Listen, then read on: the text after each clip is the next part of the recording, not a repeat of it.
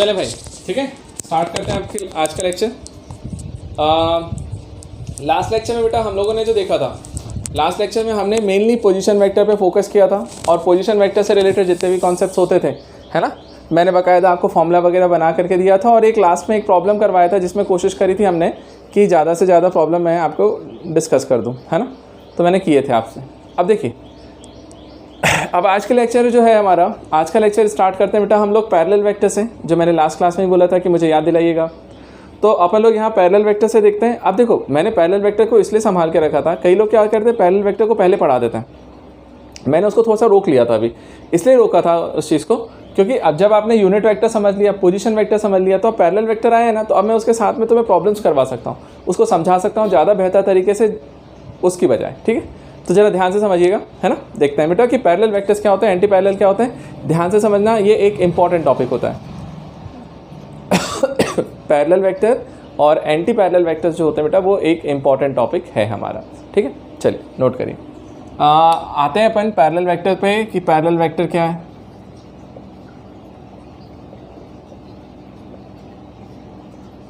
अब बेटा डेली का लेक्चर डेली अटेंड कीजिए लाइव क्लास में, है ना। ध्यान देना, ध्यान देना। अब अपन क्या करने जा रहे हैं बेटा, पैरेलल वेक्टर्स के बारे में भी हम लोग बात करने के लिए जा रहे हैं, ठीक है। तो हम लोग यहाँ पे ये बोलने जा रहे हैं बेटा कि पैरेलल वेक्टर्स होते क्या हैं। जैसे अभी तक हम लोगों ने ये पढ़ा था मैथ्स में, जितना भी हम लोग जानते हैं बेटा, 9th-10th क्लास तक हम लोग आते आते जितना भी पढ़ा है हमने एक चीज़ देखा है, ये डिस्कस किया है कि यार एक लाइन ये है, दूसरी लाइन यदि मैं इस तरीके से बनाऊँ तो आप बोलोगे सर ये दोनों पैरेलल लाइन्स हैं, ये दोनों एक दूसरे के पैरेलल लाइन्स होती थी, है ना। और हम लोग किस बेसिस पे डिसाइड करते थे कि बेटा कि वो पैरेलल है या नहीं है। हमारा ये होता था कि इन दोनों के बीच का जो परपेंडिकुलर डिस्टेंस है वो कांस्टेंट होना चाहिए। मतलब यदि मान लीजिए इनके बीच का परपेंडिकुलर डिस्टेंस 10 आ रहा है, तो यहाँ भी 10, यहाँ भी 10, यहाँ भी 10, मतलब हर पॉइंट पर वो वैल्यू 10 ही होनी चाहिए। मतलब हम लोग बोलते हैं जब दो लाइंस के बीच का परपेंडिकुलर डिस्टेंस हमेशा फिक्स रहता था, तब हम बोलते थे कि वो पैरेलल लाइंस हैं। ये लाइंस का कॉन्सेप्ट था। बट हमने याद करना, कभी भी जब हम इस पैरेलल लाइन के बारे में बात करते थे तो हम कभी डायरेक्शन के ऊपर नहीं गए थे बेटा कि ये लाइन किधर जा रही है और ये किधर जा रही है। अरे भले से हो सकता था ये लाइन इधर जा रही हो, ये इधर एक्सटेंड हो रही हो, बट कोई फ़र्क नहीं पड़ता था, हम तो बोलते थे दोनों पैरेलल लाइन्स हैं। अब यहाँ पे थोड़ा सा धोखा है ना। अब ध्यान से समझिएगा, यहाँ पे थोड़ा सा गड़बड़ है। अब वो गड़बड़ क्या है, ध्यान से समझो और देखें इसे। हम लोग बोलते हैं बेटा यहाँ पे कि परपेंडिकुलर डिस्टेंस तो कांस्टेंट होना ही चाहिए, मतलब ये वाला नेचर तो होना ही होना चाहिए पैरेलल लाइंस में, पैरेलल वेक्टर्स में। साथ में ये होता है सेम डायरेक्शन। ध्यान से समझिएगा, यदि इस वेक्टर को मैंने इस डायरेक्शन में बनाया है, मान लीजिए ये ए वेक्टर है हमारा, और ये दूसरा वेक्टर जो है वो भी यदि सेम डायरेक्शन में जा रहा है और बी वेक्टर बोलता है, तब मैं बोल दूंगा बेटा कि ए और बी जो है वो दोनों कैसे हैं, पैरेलल वेक्टर्स। कब बोल पाऊंगा, जब दोनों का डायरेक्शन है ना, सेंस भी बोलता है कि एक ही डायरेक्शन में जा रहा है, तो दोनों का डायरेक्शन यदि सेम होता है ना, तब हम लोग बोलते हैं कि वो पैरेलल वेक्टर्स हैं, राइट। तो हमने इसको क्या बोला कि बेटा इनका पैरेलल वेक्टर का सिर्फ एक ही पॉइंट है कि यार दोनों के डायरेक्शन कैसे होने चाहिए, सेम डायरेक्शन होना चाहिए। अब जब सेम डायरेक्शन यदि दोनों का होगा, तब मैं बोल पाऊंगा कि आपको ऐसा है, चलेगा। तो देखिए, मैं एक काम करता हूँ बेटा, इसको थोड़ा सा अच्छे से लिखता हूँ, आपको समझ में आएगा। इसको मैं ए वेक्टर बोल देता हूँ, इसको बी वेक्टर बोल देता हूँ, राइट, कोई दिक्कत नहीं है। अब सुनो, तो मैंने बोला ए और बी पैरेलल वेक्टर्स हैं, तो पैरेलल वेक्टर का नेचर क्या हुआ बेटा कि दोनों वेक्टर सेम डायरेक्शन में जाने चाहिए। तो ध्यान से समझिएगा, कभी भी पैरेलल वेक्टर बनाने जाओ, एरो को जरूर चेक करना है कि दोनों का एरो सेम डायरेक्शन में होना चाहिए। तो ये सेम डायरेक्शन में नहीं है तो फिर बेटा वो पैरेलल वेक्टर भी नहीं होगा। अब बात आती है सर इसकी कंडीशन कैसे निकालें, कि क्या कंडीशन होती होगी, मतलब हम मैथमेटिकली कुछ तो चेक लगाते होंगे ना, है ना, फिजिक्स में। तो देखो ध्यान से बेटा, फिजिक्स बड़ा है ना, बड़ा इंटरेस्टिंग इंसान होता है। मतलब मैं इसलिए ना हमेशा ज़्यादातर बच्चों को ये सजेस्ट करता हूँ कि मैथ्स लो, इसलिए बोलता हूँ कि यदि फिजिक्स में इंटरेस्ट लाना है ना, तो मैथ्स आपको आना चाहिए। क्योंकि देखा जाए ना तो फिजिक्स में देखना बेटा, स्टार्टिंग का थोड़ा सा पोर्शन होता है, थोड़ा सा कॉन्सेप्ट होता है जो प्योरली फिजिक्स का होता है, बाकी तो पोर्शन अपन मैथ्स का ही कंप्लीट कर रहे होते हैं वहाँ पे, ठीक है। तो आपको दोनों चीज़ों का अच्छा नॉलेज होना चाहिए यार, है ना। और स्पेशली बायो वाले भी, है ना। ध्यान से समझिएगा बेटा, और जितनी भी मैथ्स की चीज़ें मैं आपको बताता हूँ, जरा ध्यान से समझ के रखिएगा, उसको आप अप्लाई करेंगे। दिमाग में ये मत बना के चलना कि यार मैं बायो वाला हूँ या बायो वाली हूँ तो मुझे तो मैथ्स आता ही नहीं है, ये गलत फहमी है बेटा। 10th तक सबने सेम पढ़ा हुआ है ना। चलो देखो, तो मैं बोला था, देखो मैं यदि बोला तुम इनसे कंडीशन निकालते, अपन कंडीशन निकालने के लिए अपन क्या कर रहे हैं, ध्यान से देखिएगा। मैंने बोला यार मान लो बी वेक्टर जो है वो आपको गिवन वेक्टर है, ठीक है। तो मैंने बोला यार ये वाला वेक्टर गिवन है। अब गिवन वेक्टर का मीनिंग समझते हो, मतलब 2i cap plus 3j cap plus 4k cap, मैंने पूरा वेक्टर ही दे दिया तुम्हें। अब जैसे मैं बोल रहा हूँ कि 2i cap plus 3j cap plus 4k cap दे दिया है, तो इसका मतलब है तुम्हें उसका मैग्नीट्यूड भी पता है, तुम्हें उसका डायरेक्शन भी पता है, याद है ना। मैग्नीट्यूड निकालने का फॉर्मूला और डायरेक्शन निकालने के लिए यूनिट वेक्टर निकालते हैं, ठीक है। चलो तो अब मैं यहाँ पे निकालने जा रहा हूँ कंडीशन। देखो बी वेक्टर गिवन है, ए वेक्टर का मैग्नीट्यूड मान लीजिए आपके पास है, ठीक है। आपको ए वेक्टर डिफाइन करना है कि ए वेक्टर क्या होगा, बी वाला गिवन है, ए बनाना है। तो देखो हम कैसे बनाते हैं, हमने बोला ए वेक्टर यदि मैं डिफाइन करने के लिए जाऊँ, मुझे ये वेक्टर निकालना है, तो मुझे बताओ कोई वेक्टर कैसे निकलता है, जब मैं उसका मैग्नीट्यूड इनटू उसका डायरेक्शन लिखता हूँ, याद है। तो मैग्नीट्यूड क्या होता था बेटा बताइए, तो मॉड ऑफ ए वेक्टर। तो मैंने मॉड ऑफ ए वेक्टर किया तो ये क्या बन गया उसका मैग्नीट्यूड। तो मैंने बोला a vector equal to magnitude of a into a का डायरेक्शन, और ए का डायरेक्शन कौन होगा, ए कैप। तो मैंने ऐसा लिखा, तो मैंने यही चीज़ बोला बेटा कि a vector equal to magnitude of A into a cap. तो magnitude of A into a cap मैंने कर दिया, तो ये मेरे लिए क्या निकल के आया, ए वेक्टर। तो इस तरीके से जा करके बेटा हम लोग यहाँ पे क्या बना रहे होते हैं बताओ, हम लोग यहाँ पे ए वेक्टर को डिफाइन करते हैं। चलो ए वेक्टर जैसे ही डिफाइन हो गया ना, तो हमने बोला कि मैग्नीट्यूड लगेगा, डायरेक्शन लगेगा, यहाँ तक तो क्लियर है। लेकिन दिक्कत क्या मालूम यार, ए का डायरेक्शन पता ही नहीं है हमें, बट इनडायरेक्टली पता है। बताऊँ कैसे, देखो ध्यान से, आपको ए का डायरेक्शन नहीं पता है, बट एक चीज़ बोल सकते हो क्या, बताओ। बी वेक्टर तुम्हें गिवन है, तुम बोल रहे हो कि तुम पैरेलल वेक्टर बना रहे हो। पैरेलल वेक्टर कौन होता है बेटा, जिनका डायरेक्शन सेम होता है, मतलब जो डायरेक्शन बी का होगा एक्चुअल में वही डायरेक्शन तो ए का भी होगा। तो ए और बी के डायरेक्शन अलग नहीं है, दोनों के डायरेक्शन सेम है। अब मुझे बताओ बी का डायरेक्शन कौन देगा, बी कैप। ए का डायरेक्शन कौन देता था, ए कैप। तो मैं क्या यहाँ रिप्लेस कर सकता हूँ, ए कैप को मैं बोलता हूँ कि सर ए कैप की जगह पे बी कैप लिख लो। क्यों लिखना है, क्योंकि दोनों का डायरेक्शन सेम है, तो डायरेक्शन सेम आएगा मतलब दोनों का यूनिट वेक्टर सेम है। तो मैंने बी कैप लिखा। अच्छा बी कैप को ज़रा थोड़ा सा सिंप्लीफाई करते हैं बेटा। यूनिट वेक्टर के फॉर्मूले से लिखा जाए तो हम क्या लिखते थे, A vector upon magnitude of A.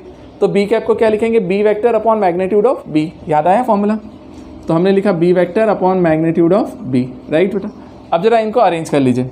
तो मैंने लिखा magnitude of A upon magnitude of B, इनको अलग लिखा, इनटू बी वेक्टर किया, ये ए वेक्टर आया। अब जरा समझना ध्यान से, जैसे ही तुम इस चीज़ को करोगे, a vector equal to magnitude of A upon magnitude of B into B vector. अब मीनिंग समझो बेटा, ए का मैग्नीट्यूड, इसका पूरे का मैग्नीट्यूड मतलब लेंथ। मान लीजिए मैग्नीट्यूड ऑफ ए मैं यहाँ पे निकालने के लिए जाऊँ और ये मैग्नीट्यूड ऑफ बी है। मान लीजिए ए की लेंथ 10 है, सपोज करते हैं, कुछ भी नंबर लेते हैं। मैंने बोला ए की लेंथ 10 है, बी की लेंथ कितनी है, मैंने बोला 5 है मान लीजिए, तो बी का मैग्नीट्यूड 5 हो गया। अब यदि जब मैं इन दोनों को डिवाइड करने जाऊँगा तो एक्चुअल में देखो एक्सेस 10 और बाय 5 मिल करके क्या दे देगा, 2। अब ज़रा सोचना एक्सेस, 10 जो था ना वो अपने आप में एक कांस्टेंट था, 5 अपने आप में दूसरा कांस्टेंट, दोनों कांस्टेंट को डिवाइड किया, दो कांस्टेंट को डिवाइड किया तो जो अगला नंबर मिला ना 2, वो भी एक नया कांस्टेंट।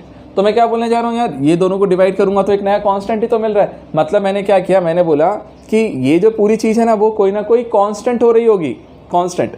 तो उस कांस्टेंट को हमने एक नया नाम दे दिया, स्पेशल वाला नाम देते हैं हम लोग यहाँ पे। हम लोग बोलते हैं इसी चीज़ को कि इसको क्या बोल दीजिए, लैम्डा बी। समझ में आया बेटा। तो हमने क्या लिख दिया, a equals to lambda times of B vector. तो यदि मैं a equals to lambda times of B vector किसी को बोल सकता हूँ तो मैं बोलूँगा कि वो वेक्टर्स कैसे होंगे, पैरेलल वेक्टर्स होंगे। उन वेक्टर्स को हम लोग क्या बोलने वाले हैं कि वो पैरेलल वेक्टर हैं। तो जो पैरेलल वेक्टर की कंडीशन निकल के आई बेटा, वो हमारे लिए निकल के आई a equals to lambda times of B vector. ठीक है, अब जरा समझना, इसी के साथ में लगे हाथ एक और केस समझो, फिर उसके बाद में अपन दोनों को कॉमन करके एक टॉपिक देखते हैं, है ना। ध्यान से देखिएगा बेटा, समझिएगा। जैसे हमने यहाँ पे अभी पैरेलल वेक्टर बोला, पैरेलल वेक्टर के बाद नेक्स्ट टाइप हमारा आता है बेटा पैरेलल वेक्टर का, वो है एंटी पैरेलल वेक्टर। ठीक है ना बेटा। अब ध्यान से समझिएगा, अब जो एंटी पैरेलल वेक्टर हैं, एंटी पैरेलल वेक्टर है ना, एंटी पैरेलल मतलब क्या होता है, एंटी मतलब क्या यार भाई, अपोज कर रहा होगा। अब यदि वो अपोज कर रहा है तो किधर अपोज करता है बताओ, अपोजिट वेक्टर की बात हो रही है यहाँ पे। मतलब क्या मालूम, जैसे मान लीजिए मैंने बोला बी वेक्टर बेटा मेरा इस डायरेक्शन में जा रहा है, तो मैं ए बोलूँगा उसके अपोजिट आ रहा होगा। तो ए वेक्टर और बी वेक्टर यदि दोनों का देखो, दोनों के बीच का मार्जिन सेम है लेकिन डायरेक्शन अपोजिट है, बी इस डायरेक्शन में बढ़ रहा है तो ए इस डायरेक्शन बढ़ रहा है, तब हम लोग बोलते हैं कि ये दोनों जो हैं वो कैसे हैं, एंटी पैरेलल। एंटी पैरेलल के लिए डायरेक्शन अपोजिट होना चाहिए बस। ठीक है, तो जरा देखो, अब यदि मैं जो मान लीजिए बी फिर से गिवन है, ए बनाना है, क्या करेंगे बेटा, देखिए मैं बोलूँगा सर ए वेक्टर यदि डिफाइन करना चाहते हो कर देते हैं। क्या लिखेंगे ज़रा देखना। ए इक्वल्स टू, हमने लिखा ए का मैग्नीट्यूड लगेगा, ए का डायरेक्शन लगेगा। तो मैंने बोला हाँ भैया लगेगा। तो ए वेक्टर को हम कैसे डिफाइन कर सकते हैं, उसका मैग्नीट्यूड, उसका डायरेक्शन। अच्छी बात है। अगला देखो जरा बेटा, जो ए का मैग्नीट्यूड है वो तो अच्छा लगा, बट मुझे बताओ ए का डायरेक्शन कैसे निकालें। अब ए का डायरेक्शन नहीं दिया लेकिन बी वेक्टर पता है मुझे, तो ज़रा सोचो तो क्या बी के अपोजिट वेक्टर है, अपोजिट मतलब जानते हो ना, अपोजिट डायरेक्शन में जा रहा है। तो अपोजिट वेक्टर निकालने के लिए हम लोग क्या करते हैं, माइनस से मल्टीप्लाई। तो जो इसका डायरेक्शन बता रहा होगा, इसका डायरेक्शन कौन बताएगा, बी कैप, याद है ना, यूनिट वेक्टर बताता है डायरेक्शन। तो बी का डायरेक्शन बी कैप, लेकिन उसके अपोजिट डायरेक्शन में इसका ए है, तो मैं इसको ऐसा लिख रहा हूँ बेटा माइनस बी कैप। समझ में आए? तो यहाँ पे यही मेन चीज़ है कि यहाँ पर ए कैप लिखा है तो यहाँ माइनस बी कैप लिखा। ठीक है, चलो अब मैं क्या लिखता हूँ, मैं लास्ट में बता दूंगा बेटा, आपको डाउट आएगा तो बताइएगा मुझे ना, पहले भी समझते चलो। इसको माइनस को मैंने बाहर निकाला और इसको लिखा magnitude of A into B cap. ठीक है, और बेटा बी कैप को मैं लिख सकता हूँ क्या, B vector upon magnitude of B vector. तो मैंने बोला हाँ भैया लिख सकते हैं, तो मैंने ऐसा लिख दिया बेटा minus magnitude of A into B vector upon magnitude of B vector. चलो इतना लिखने के बाद अपन क्या करने वाले हैं, minus sign magnitude of A upon magnitude of B into B vector, इस तरीके से। अब जरा देखो इसके बारे में फिर से डिस्कस करते हैं एक चीज़, क्या ये जो पूरी चीज़ निकल के आई ना, minus magnitude of A upon magnitude of B. अब ध्यान देना बेटा, ये पूरा क्या दे रहा होगा, जरा देखो मैं फिर से लिखता हूँ, minus magnitude of A upon magnitude of B. मान लो बेटा ए का मैग्नीट्यूड 10 है, तो मैं बोलूँगा यहाँ माइनस 10 आएगा, और यहाँ पर 5 है तो डिवाइड होकर के -2 आएगा। तो जरा खुद से सोचो यार, 10 बोलें तो भी कांस्टेंट, 5 बोलें तो भी कांस्टेंट, माइनस से मल्टीप्लाई हुआ तो भी कांस्टेंट, और डिवाइड होकर के जो नया आंसर मिलेगा -2 वो भी तो एक कांस्टेंट ही है। तो जब मैं बोल रहा हूँ कि ये सबके सब कांस्टेंट ही हो रहे हैं मेरे लिए, सबके सब क्या हो रहे हैं आपके लिए, कांस्टेंट, तो इस पूरे कांस्टेंट को -2 को ही मैं एक नया कांस्टेंट क्यों ना बोल दूँ, और मैंने उस कांस्टेंट को ही मैंने क्या बोल दिया, lambda times of B vector. चलेगा, तो मैंने इस पूरे को फिर से एक नया कांस्टेंट बोल दिया लैम्डा और बी वेक्टर। लेकिन इस चीज़ में खास बात ध्यान रखना, दोनों में क्या, यहाँ पे प्लस आता था, यहाँ पे माइनस, लेकिन लिखते समय तो हम बोलते हैं -2 भी एक नया कांस्टेंट है तो उसको भी लैम्डा ही बोलता है। तो देखो ध्यान से, इसकी भी कंडीशन यदि देखी जाए तो सेम ही है। तो मैंने बोला यार a vector a parallel to b vector हो या a anti parallel to b vector हो, दोनों के लिए कंडीशन एक ही आती है बेटा, a equals to lambda times of B, और इधर से भी a equals to lambda times of b. ठीक है, तो दोनों को एक ही उसमें आता है, चलेगा। तो इस तरीके से बेटा हम लोग को यहाँ पे जाना है, तो हमने बोला दोनों को सेम डायरेक्शन में लेकर के चलेगा। ठीक है, ठीक, क्लियर है क्या सबको? हाँ जी, मुझे बताओ क्या इतना क्लियर है? अब देखिए बेटा, जैसे मैंने बोला कि दोनों के लिए कंडीशन तो सेम आई, तो फिर ये आता है सर दिमाग में कि यार डिफरेंशिएट कैसे करेंगे कि कौन सा पैरेलल कौन सा एंटी पैरेलल। तो जरा मैं आपको एक लास्ट फाइनल फॉर्मूला लिखता हूँ, ध्यान से समझ लीजिए, आपको क्लियर हो जाएगा। हम लोग ऐसा बोल रहे थे बेटा कि यहाँ पे हमने ऐसा बोला कि यदि मान लीजिए मैंने आपसे ऐसा दिया हुआ है, if a equals to lambda times of b. बेटा यदि कोई कंडीशन ऐसी आ जाए ना कि a equal to lambda times of b, तो मैं बिल्कुल भी आइडेंटिफाई नहीं कर पाता कि ए और बी पैरेलल है या एंटी पैरेलल। कब तक? जब तक लैम्डा के बारे में आइडिया ना हो। तो ध्यान से समझिएगा बेटा, इसमें दो केसेस बनते हैं। क्या? यदि मेरे पास लैम्डा की वैल्यू पॉजिटिव आ रही हो, मतलब ध्यान रखिएगा, यदि ए इक्वल टू पॉजिटिव नंबर हो यहाँ पे बी टाइम्स, तो यदि वो पॉजिटिव में रहता है ना, तब हम लोग क्या बोलते हैं बेटा कि ए पैरेलल टू बी, है ना। मतलब ए और बी जो है वो पैरेलल वेक्टर्स होंगे जब वो पॉजिटिव होता है। अभी अपन ने देखा था पॉजिटिव आया था उसमें। और यहीं पर यदि लैम्डा की वैल्यू कैसी आ जाए, नेगेटिव, यदि कांस्टेंट नेगेटिव, मैं अभी करके बताता हूँ, एक कांस्टेंट नेगेटिव हो जाए, तो उस कंडीशन में हम बोलते हैं बेटा कि A and B are anti parallel vector, anti parallel vectors. तो हमने अभी देखा था कि यदि लैम्डा पॉजिटिव है तो पैरेलल वेक्टर, नेगेटिव है तो एंटी पैरेलल वेक्टर। तो इस तरीके से जा करके बेटा हम लोग इस कंडीशन को निकाल के लेके आएंगे। तो लिखते समय तो हम दोनों को सेम ही लिखते हैं, लेकिन लैम्डा को देख करके डिसाइड करेंगे कैसे। अब जरा देखो, मैं तुम्हें एक प्रॉब्लम बताता हूँ। जैसे मान लीजिए मैंने दिया एक क्वेश्चन है, ठीक, एक वेक्टर दिया a equal to 2i cap minus 3j cap plus k cap, ठीक है बेटा। मैंने बोला दूसरा वेक्टर आपको दिया मैंने 18i cap minus 27j cap plus 9 के कैप। अब मैंने तुमसे बोला बताओ यार ए और बी कैसे वेक्टर्स हैं, क्या ये ए और बी पैरेलल वेक्टर्स हैं, है ना? तो ज़रा ध्यान से देखना, ध्यान से समझना, कंडीशन निकाल के दूंगा। यदि ए और बी पैरेलल वेक्टर्स निकालने जाना है ना, तो ध्यान से देखो तो ज़रा। मैं सोचता हूँ कि a equal to lambda times of b होना चाहिए कुछ ना कुछ, तो ज़रा सोचो यार, इस बी को थोड़ा सा सिंप्लीफाई करने जाऊँ तो कोई नंबर कॉमन आकर के ए बन सकता है क्या? बन सकता है। ध्यान से देखने जाओगे तो आपको दिखेगा कि यहाँ पे बन रहा है वो चीज़। कैसे बन रहा है बेटा? यहाँ से देखिएगा, क्या यहाँ पे देखो 2i cap minus 3j cap plus k cap है, यहाँ पर 18 है। यदि मैं 9 कॉमन ले लूँ सब में से, तो 9 कॉमन लेने के बाद यहाँ से क्या बचेगा बेटा? 2i कैप, यहाँ से 3j कैप और यहाँ से प्लस k कैप। तो अब मेरे पास क्या निकल के आया ज़रा देखो तो। मैं बोल रहा हूँ sir b vector equal to 9 times क्या आ रहा है? a vector. तो b vector equal to 9 times of a vector. अब बेटा b वेक्टर यदि 9 टाइम्स a वेक्टर आ रहा है ना, तो मैं बोल सकता हूँ ना कि ये कंडीशन फुलफिल हो रही है। देखो b equal to lambda times of a। अच्छा सुनो, इसमें कोई दिक्कत नहीं होता बेटा कि b equal to lambda a आ जाए या a equal to lambda b, किसी को भी बोलोगे कोई दिक्कत नहीं है। तो मैंने बोला 9 टाइम्स आ रहा है, 9 कैसा है? Positive number. यदि वो पॉजिटिव नंबर है इसका मतलब है कि a और b कैसे हैं? Parallel vectors. इसका मीनिंग समझ में आया तुम्हें कि हम बोल रहे होंगे कि यार a और b दोनों कैसे हो गए? पैरेलल। अच्छा वहीं के वहीं देखो एक और एग्जाम्पल देता है। जैसे मान लीजिए मैंने बोला a वेक्टर इक्वल टू, मैंने बोला i cap minus j cap plus k cap, है ना, और दूसरा b वेक्टर मैंने बोला minus 2i cap plus 2j cap minus 2k cap. अब बेटा यदि इन दोनों में डिस्कस किया जाए कि अब ये दोनों कैसे वेक्टर्स हैं, ये जो दोनों वेक्टर्स मैंने लिखे हैं वो कैसे हैं? पैरेलल हैं, एंटी पैरेलल हैं, कैसे हैं? तो मैं क्या करता हूँ, मैं सोचता हूँ क्या कुछ कॉमन ले सकता हूँ, ले लेते। मैंने इन दोनों को कॉमन लिया, तो b में से कॉमन लेता हूँ मैं -2 सर। तो मैंने -2 कॉमन लिया, तो यहाँ क्या मिलेगा? i cap minus j cap plus k cap. अब ज़रा सोचो तो, ये -2 आया और ये जो चीज़ बनी वो a बन गई, तो a वेक्टर ही है। तो मैंने देखो फिर से बोला sir b equal to lambda times of a vector फिर से बन रहा है, लेकिन अब लेमडा जो है कांस्टेंट वो नेगेटिव है, और लेमडा यदि नेगेटिव है मतलब -2 आ रहा है, इसका मतलब हुआ कि बेटा a and b are anti parallel vector. बेटा ये क्या हो जाएंगे? Anti parallel vectors. समझ में? तो अभी जो हमने जो प्रॉपर्टी देखी है बस उस पर बेस्ड करके हमने लिख लिया ये चीज़ को। क्या बताओ मुझे, क्या आप लोगों को क्लियर है सारी चीज़ें? हाँ या ना बोलो। आइए बेटा अब देखिए, अब इसी पर बेस्ड मैं एक क्वेश्चन और देता हूँ, सिंपल वाले।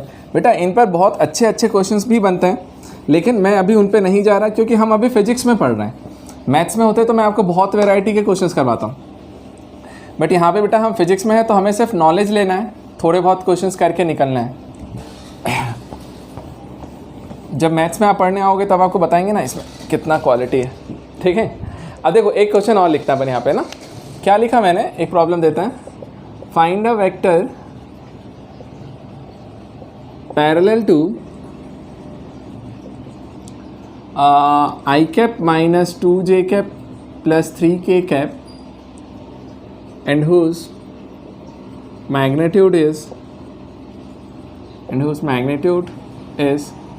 10। ठीक, अब सुनो ज़रा देखो कितना अच्छा क्वेश्चन है बच्चों को। अरे अच्छा बहुत इजी है, सॉरी बेटा बहुत इजी सा है, लेकिन समझिएगा क्या बोला। Find a vector parallel to i cap minus 2j cap plus 3k cap and whose magnitude is 10। अब आपको एक वेक्टर फाइंड आउट करना है जो इसके पैरेलल है और उसका मैग्नीट्यूड 10 दिया हुआ है। तो सपोज करो वो वेक्टर मेरे लिए a वेक्टर है मान लीजिए, है ना।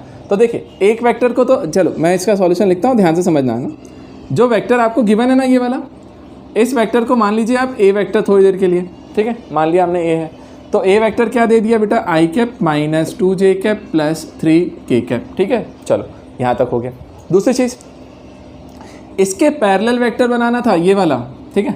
अब ये वेक्टर मुझे फाइंड आउट करना है, तो मैंने बोला ये b वेक्टर मुझे निकालना है सर, और b वेक्टर इक्वल टू क्या होगा, magnitude of b into direction. तो बेटा इस b वेक्टर को जिसको फाइंड करना है ना, उसके लिए उसने उसका मैग्नीट्यूड बता दिया 10। तो आप यहीं पे बना के लिख लो भले से, अभी बाद में लिखने की जरूरत नहीं पड़ती बेटा, डायरेक्ट लिख देते हैं हम तो क्वेश्चंस में, चलेगा। अब सुनो, अब आपको बनाना था b वाला वेक्टर, तो मैंने बोला चल बना लेते हैं भाई। देख मैंने बोला b वेक्टर इक्वल टू क्या होगा, कोई भी वेक्टर कैसे डिफाइन होता है, एक उसका मैग्नीट्यूड लगता है, दूसरा उसका डायरेक्शन लगता है।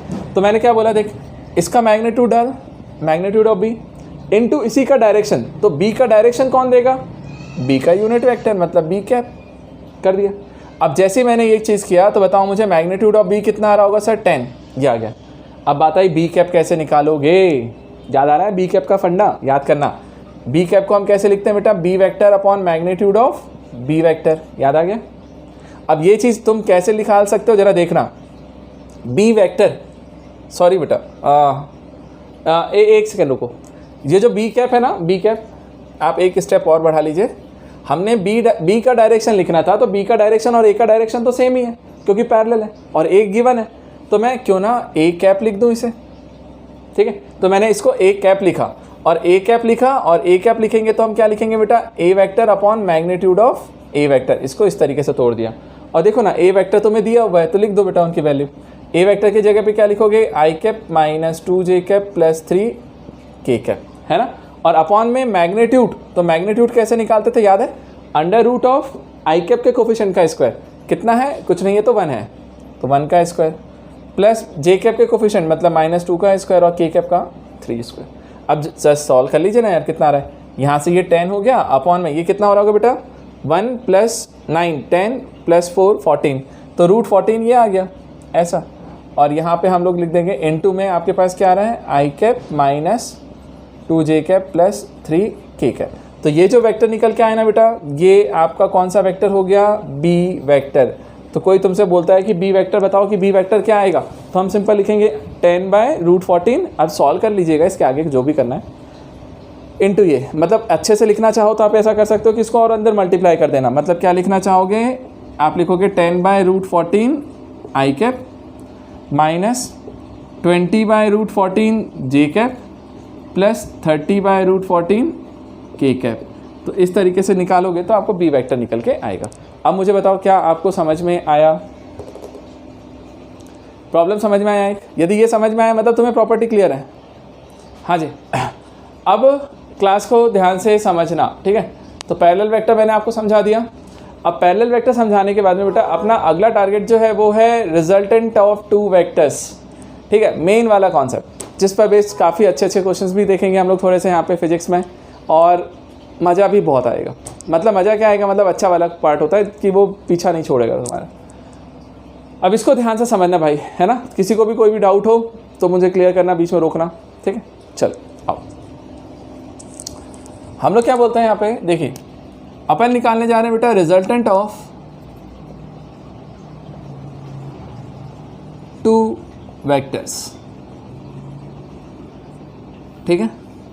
अब इस चीज़ में ध्यान रखिएगा आपको क्या क्या चीज़ें गिवन है और क्या निकालना है, मेन चीज़ ये इंपॉर्टेंट है। सोचो तो यार, रिजल्टेंट ऑफ 2 वेक्टर्स की बात कर रहे हैं, 2 वेक्टर का रिजल्टेंट निकालना है, ठीक है। कैसे निकालोगे, देखें सबसे पहली चीज़ ये ध्यान रखिए कि गिवन क्या होगा, है ना। अब ध्यान से देखिएगा, मैं आपको बता रहा हूँ यहाँ पे बेटा, गिवन में आपको क्या क्या चीज़ें, पहले ये देख लो, आपको एक तो वेक्टर दिया हुआ है ए वाला, तो ध्यान से समझिएगा। अभी तक हमारे पास ए वेक्टर दिया रहता था आई कैप जे कैप के कैप में, नहीं, अब आपको वो बोलेगा सर ए का मैग्नीट्यूड दिया हुआ है, मान लीजिए 2 है, 3 है, 4 है, तो ए का मैग्नीट्यूड कुछ दिया होगा तो हम उसको सिंपली ए लिख सकते हैं। समझिएगा बेटा एक चीज़, यदि मैं ऐसे एरो लिख करके बताता हूँ ना, तो इसका मतलब होता है कि मैंने वेक्टर लिखा है। तो उसी चीज़ का जो मैग्नीट्यूड लिखते हैं ना, उसको सिंपली ए से भी लिखा जा सकता है। यदि आप सिंपल ए लिखते हैं ना, बस सिर्फ ए लिखें, यदि सिर्फ ए लिखें तो उसका मतलब भी मैग्नीट्यूड ही होता है, उसका मतलब भी मैग्नीट्यूड ही होता है यहाँ पे, ठीक है। चलो अब जरा देखो ध्यान से क्या किया मैंने ए का मैग्नीट्यूड लिखा, उसको मैंने ए से रिप्रेजेंट किया, ठीक है सर, अच्छा लगा। अब दूसरा काम क्या करें, देखो दूसरा वेक्टर जो है ना, वो वेक्टर भी आपको गिवन है और उसका मैग्नीट्यूड भी दिया हुआ है, तो magnitude of B equal to B दिया हुआ है कि दूसरा जो वेक्टर है, अर्श सही टाइम पे आया बेटा। अब ध्यान से समझना अर्श, है ना, इंपॉर्टेंट वाला टॉपिक मिस मत करना बिल्कुल भी, सबसे इंपॉर्टेंट टॉपिक है वेक्टर का, ध्यान से देखना। सुनो, आपको मैं एक बार फिर से रिपीट कर देता हूँ, ध्यान से समझना बेटा। अभी हम लोग निकालने जा रहे हैं रिजल्टेंट ऑफ 2 वेक्टर्स, और सबसे ज़्यादा इंपॉर्टेंट टॉपिक है, मैं आपको 10 बार बोल रहा हूँ, 50 बार बोल रहा हूँ, 100 बार बोलूँगा। इसलिए बोलता हूँ बेटा कि बताए 12th में भी जा करके जो प्रॉब्लम्स करने जाते हैं ना बच्चे, जहाँ पे गलत हो जाते हैं वो होते हैं, वो यही वाला पार्ट होता है, इसको उस तरीके से लगा नहीं पाते हैं और न्यूमेरिकल गलत करके आ जाते हैं। और यदि जिसको ये चीज़ आती है ना, उनको न्यूमेरिकल में बड़ा इंटरेस्ट आता है। और आपको पता है बेटा, जेई देने जाओ, नीट देने जाओ, आपको मिलेगा न्यूमेरिकल ही ज़्यादा, तो ध्यान दीजिए।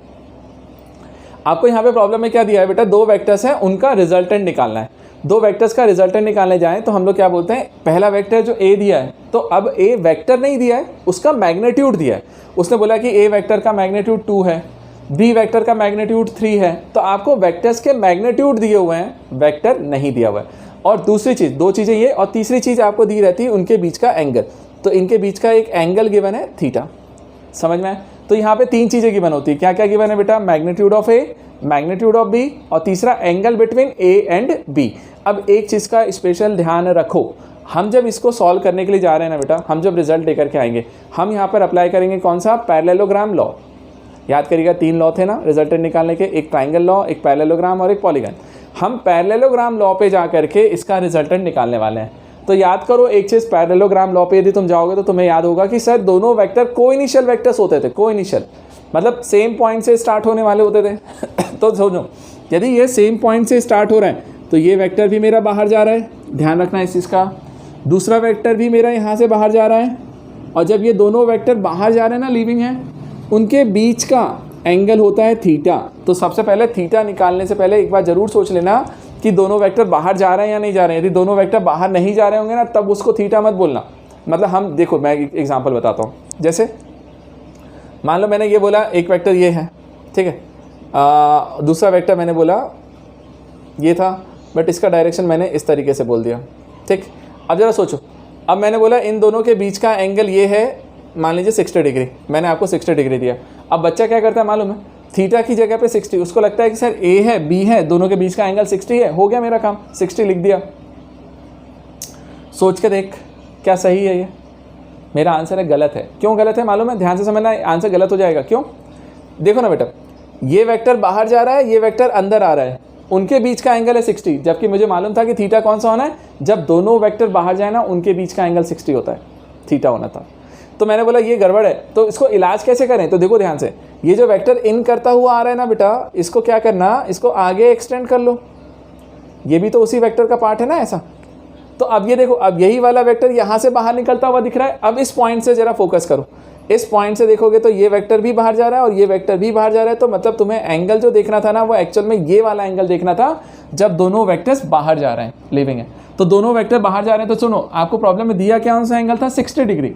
तो ये कौन सा एंगल होगा जरा बताओ, ये तो एक लाइन है, तो ये पूरा लीनियर पेयर बना, तो 180 होता है।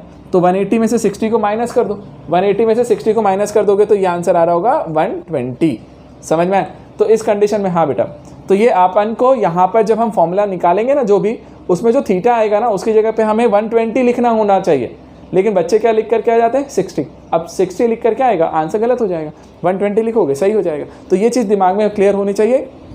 इवन टीचर्स तक भी इस चीज़ को क्लियर नहीं करते हैं, उन लोग भी सीधे हवा में उड़ा करके निकाल के जाते हैं। मैं हमेशा बार बार स्टार्टिंग में ही सबसे ज़्यादा फोकस करता हूँ इस चीज़ पे कि यार ये गलती मत करना, क्योंकि देखिए बहुत छोटी सी है, ये छोटी सी गलती कर दी ना तो पूरा आंसर निकालने के बाद भी गलत हो जाना है।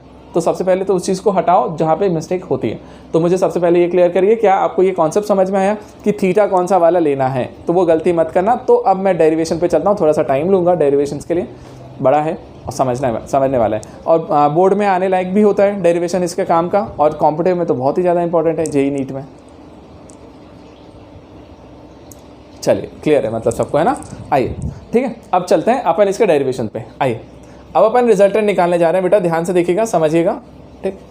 चलो ध्यान दें, हम लोग क्या कर रहे हैं, ध्यान से देखिएगा। आपको ए और बी वेक्टर्स दिए, मैं थोड़ा बड़ा बनाता हूँ, यहाँ पे समझाता हूँ, ध्यान देना।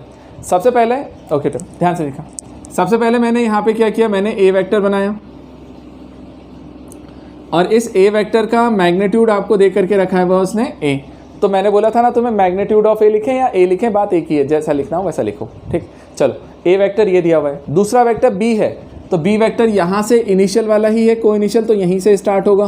तो मैंने इसको बना दिया, इसको मैंने बोला ये बी वेक्टर बना मेरे लिए, ठीक है बेटा। तो ये मेरा बी वेक्टर है, और बी वेक्टर का मैग्नीट्यूड भी आपको दिया हुआ है, तो मैग्नीट्यूड ऑफ बी वेक्टर है। अब सबसे पहले क्या करेंगे, रिजल्टेंट निकालने के लिए कौन सा रूल लगा रहे हैं हम, पैरेललोग्राम लॉ। पैरेललोग्राम लॉ लगाने जा रहे हो तो क्या करोगे, सबसे पहले एक पैरेललोग्राम कंस्ट्रक्ट करोगे। अब देखो तुम्हें पैरेलल वेक्टर का कॉन्सेप्ट आएगा। पैरेललोग्राम में हम लोग क्या बोलते थे याद है, अपोजिट साइड्स आर पैरेलल। तो ये जो पैरेलल है ना, इसके जस्ट अपोजिट वाला जो होगा वो भी पैरेलल ही आएगा। तो उसको यदि मैं पैरेलल बनाने जा रहा हूँ तो कैसे बनाऊंगा, देखो यहाँ से मैंने कंस्ट्रक्ट किया इस तरीके से, तो देखो बेटा एरो का डायरेक्शन सेम रखिएगा, क्यों, जिस डायरेक्शन में ये जा रहा है उसी डायरेक्शन में ही जाएगा, तभी तो पैरेलल है ना, पैरेलल वेक्टर में डायरेक्शन सेम होती है। ठीक, तो ये दोनों पैरेलल बनाए। अच्छा, ए के पैरेलल ये वाला होगा, तो इसको भी पैरेलल बनाने का फंडा क्या है यार, यहाँ से निकलो और ये वाले को बना दो, तो ये ए वेक्टर हो गया, ये आपका बी वेक्टर हो गया। चलिए, आपका जैसे ये दोनों बन गया तो ये मेरा पैरेललोग्राम कंस्ट्रक्ट हो गया। अब मैं बोलूँगा रिजल्टेंट कौन देगा, कौन होता था रिजल्टेंट, याद करो, इसी कॉमन पॉइंट से जाने वाला डायगोनल। तो यहाँ से जो डायगोनल जा रहा है ना बेटा, ये डायगोनल हमने बनाया, इसका भी एरो इधर ही बनेगा, और ये जो है ये आर बता रहा होगा रिजल्टेंट। अब याद करिएगा, वहाँ मैं आर वेक्टर लिखता था, यहाँ पे सिंपल आर लिखता हूँ ताकि उसका मैग्नीट्यूड है, या तो चाहो तो ऐसा लिख लूँ मैग्नीट्यूड ऑफ आर या फिर आर। ठीक है, तो ये मेरा रिजल्टेंट हो गया। अब मुझे इस रिजल्टेंट की वैल्यू निकाल के लेकर के आनी है भैया, कितनी है। अब गिवन क्या है, ध्यान से देखिएगा, एंगल कौन सा पता है, ये वाला, ए इधर से जा रहा है, बी इधर से जा रहा है, तो ये कंप्लीट एंगल अपन को दिया हुआ है थीटा। अब उसने मुझसे बोला अब उसने मुझसे ये बोला कि यार अब फॉर्मूला निकाल के बताओ। अब मुझे फॉर्मूला निकालना है, आर निकालना है। अब जरा सोचो तो, थोड़ा सा ट्रिग्नोमेट्री लगेगा, छोटा मोटा ट्रिग्नोमेट्री है और कुछ नहीं है। क्या होगा जरा देखना, ध्यान से समझना, ठीक है। एक चीज़ देखो, यदि मैं यहाँ ट्रिग्नोमेट्री लगाने के लिए जाऊँ, क्या सोचता हूँ मालूम है, देख मुझे जो आर निकालना है ना, वो ये है लेंथ डायगोनल। यदि मैं देखूँ तो ये हाइपोटेनियस हो सकता है, यदि राइट एंगल ट्राइंगल बन जाए तो मैं हाइपोटेनियस बोल सकता हूँ। तो देखो मैं थोड़ा सा कंस्ट्रक्शन कर रहा हूँ, क्या कर रहा हूँ, ध्यान देना। ये जो ए वेक्टर है ना, इसको थोड़ा आगे बढ़ाइए, निकाल दिया आगे, और इस वाले पॉइंट से अपन नाम देते बेटा ओ ए बी सी, इस तरीके से नाम दे दिया, ठीक है। तो ओ ए बी सी, मैंने ओ ए बी सी मैंने नेमिंग कर दिया। अब मैं बोल रहा हूँ, देखो मैं ना राइट एंगल ट्राइंगल बना रहा हूँ यहाँ पे, और फिर पीजीटी लगा करके आंसर लाने वाला हूँ बस। तो देखो क्या करूँगा मालूम, देखो यहाँ से जो बी पॉइंट है ना, उससे एक परपेंडिकुलर बेटा यहाँ पे ड्रॉ कर दो, किस पे, ये लाइन पे, और नाम दे दीजिए उससे एम। तो मैंने बोल दिया नाम ए एम, ठीक है। चलो, अब जैसे मैं नाम एम लिख देता हूँ, अब ज़रा सोचो तो तुम्हें निकालना था ये आर। क्या यहाँ पर एक राइट एंगल ट्राइंगल दिख रहा है, हाँ सर, ओ एम बी, ये एक राइट एंगल ट्राइंगल, पीजीटी लगाएंगे आंसर आएगा। अब कैसे लगाना है देखो ध्यान से समझना, कुछ चीज़ें आएंगी जरूरत हमें, देखते हैं चलते हैं। देखो ध्यान से, मैंने देखा in right angle triangle O M B की बात करते हैं। बताओ पीजीटी लगाएंगे तो क्या लिखेंगे बताओ, हम बोलेंगे सर हाइपोटेनियस स्क्वायर, मतलब O B square equal to क्या हो रहा होगा, O M square plus M B square. ठीक, थोड़ा सा कैलकुलेशन वाला है, देखो ध्यान से। तो O B square equal to O M square plus M B square, चलो अच्छा लगा। लेकिन अभी देखना, ओ बी को तो मैं लिख दूंगा, ओ बी को आर लिख सकते हैं, ओ बी का स्क्वायर, ओ एम को तोड़ना पड़ेगा, कैसे, ये पूरा ओ ए है प्लस ए एम है, इस पूरे का स्क्वायर किया बेटा, ओ ए प्लस ए एम, उस पूरे का स्क्वायर किया, प्लस एम बी का स्क्वायर किया। तो देखो मैंने ओ ए प्लस ए एम का होल स्क्वायर किया प्लस एम बी का होल स्क्वायर किया। तो जैसे ही मैंने ये चीज़ को कर दिया, अब जरा मैं सॉल्व करता हूँ, देखो ध्यान से। अब तुम्हें दिक्कत कौन देगा मालूम है यार, ओ ए की लेंथ पता है क्या तेरे को, मेरे को मालूम है क्या है, ए। तो मैंने बोला ओ ए को तो मैं ए लिख दूंगा, ठीक है सर, ए एम को क्या लिखोगे। अब ए एम की लेंथ नहीं मालूम, एम बी की लेंथ नहीं मालूम, दोनों की लेंथ नहीं मालूम है। ट्रिग्नोमेट्री तो आती है ना 10th क्लास की, लगा देते हैं, आंसर आता है। कैसे आएगा बताओ, सोचो, दिमाग लगाओ भाई। ये पैरेलल लाइन, ये भी एक पैरेलल लाइन, ये जाने वाली ट्रांसवर्सल लाइन, तो ट्रांसवर्सल लाइन यदि कट करती है तो करस्पॉन्डिंग एंगल इक्वल होता है। तो ये वाला एंगल यदि थीटा है तो ये वाला एंगल भी थीटा ही आएगा। तो दोनों को मैंने थीटा एंगल बोल दिया। चलो भाई, अब जब मैंने बोला ये एंगल थीटा है तो ये वाला एंगल भी मेरे लिए थीटा ही निकल के आया। तो ज़रा सोचो ना, ये इस राइट एंगल ट्राइंगल में जा करके काम कर लो अपना। कैसे, देखो आपको बी का मैग्नीट्यूड पता था ना, तो जितना मैग्नीट्यूड इस वाली साइड का है उतना ही तो इसका भी है, मतलब आपको इसका भी मैग्नीट्यूड पता है। तो मैग्नीट्यूड तो भैया मेरे को ये भी मालूम है कि इसका मैग्नीट्यूड कितना है, बी। अब सोचो यहाँ पे जा करके इस ट्राइंगल में मैं जा करके क्या लगाता हूँ, एक साइन थीटा और एक कॉस थीटा, आंसर आ जाएगा। कैसे, क्या सोच के लगा रहा हूँ वो भी सीखना। मैंने देखा, मैंने बोला in right angle triangle O A M B की बात करते हैं, ठीक है बेटा। अब देखो ध्यान से, ए एम बी में आपको ये वाला लेंथ तो पता है बी, मतलब हाइपोटेनियस मालूम है, आपको ए एम निकालना है, थीटा मालूम है। तो ए एम जो है वो इस ट्राइंगल के लिए बेस है। अब इस ट्राइंगल के लिए बेस है और हाइपोटेनस पता है, बेस निकालना है, थीटा मालूम है, कॉस थीटा ही होता है ना, अरे base upon hypotenuse cos theta होता है, इसलिए मैंने यहाँ पे कॉस थीटा लगाया। तो मैं बोलूँगा बेस कितना आ रहा होगा बेटा, AM अपॉन हाइपोटेनस कितना आएगा बेटा, ये पूरा AB, उसी को सिंपली हम B लिख देते ना यार, मैग्नीट्यूड, अरे AB का मैग्नीट्यूड ही तो B है, तो B लिख दो, और B लिखा तो यहाँ से AM की वैल्यू क्या निकल के आई सर, B कॉस थीटा। चलो AM मेरे पास निकल के आया B कॉस थीटा। चलो दूसरी चीज़, इसी में यदि मैं यहीं पर साइन थीटा लगाता, साइन थीटा में क्या होता है, परपेंडिकुलर होगा MB अपॉन हाइपोटेनस कितना है B, तो यहाँ से MB की वैल्यू क्या निकल के आएगी सर, B साइन थीटा, तो MB equal to B sine theta आया। चलो अब दोनों चीज़ें आ गई, AM equal to B cos theta, MB equal to B sine theta, दोनों आ गई ना, दोनों की वैल्यू यहाँ पे रखो, अब आंसर आएगा कैसे, AM के प्लेस पे मैंने लिखा बेटा B कॉस थीटा का होल स्क्वायर, और MB के प्लेस पे लिखा B साइन थीटा का होल स्क्वायर। और देखो ये जो OB था, एक्चुअल में OB ही तो R है रिजल्टेंट, तो सिंपल R का स्क्वायर लिख के चलो। अब देखो तो जरा आगे answer, R square A plus B का होल स्क्वायर है फॉर्मूला है ना, होल स्क्वायर के फॉर्मूले से ब्रेक करना बेटा, पहले का स्क्वायर आएगा A स्क्वायर प्लस B, मतलब इस वाले का, तो B square cos square theta plus 2AB होता था ना, तो 2AB कॉस थीटा बनेगा, प्लस यहाँ से लिखने के लिए जाओगे तो क्या बनेगा बेटा, B square sine square theta, मैंने ये भी लिख दिया। अब देखो ध्यान देना, यहाँ से मैंने लिखा R स्क्वायर इक्वल टू, देखो ये तो A स्क्वायर हो गया प्लस ये वाला पार्ट, इन दोनों में से B स्क्वायर कॉमन ले लीजिए तो आपको मिलेगा cos square theta plus sine square theta plus 2AB cos theta, ये भी आ गया।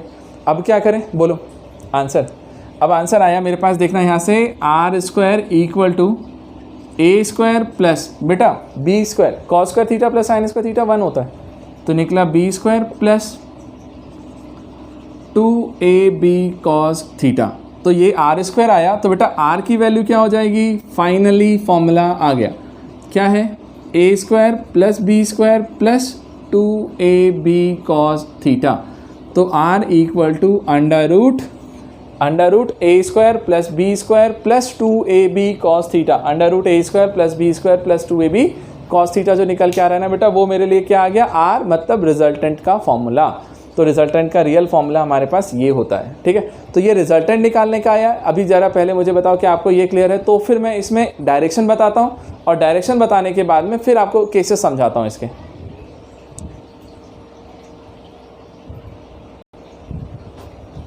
आ जाइए बेटा, अब देखिए जैसे ही हमने ये मैग्नीट्यूड निकाल दिया, अब आपको ये मैग्नीट्यूड का फॉर्मूला है, अब इसमें कुछ केसेस बनता है कि ये मैक्सिमम कितना होगा, मिनिमम कितना होगा, कब क्या देगा, मैं अभी समझाता हूँ। बट उससे पहले यहाँ पे दो चीज़ें लगती हैं बेटा, जब हम रिजल्टेंट निकालने जाते हैं तो खुद से सोचो कि तुम निकाल क्या रहे हो, एक वेक्टर का रिजल्टेंट ना।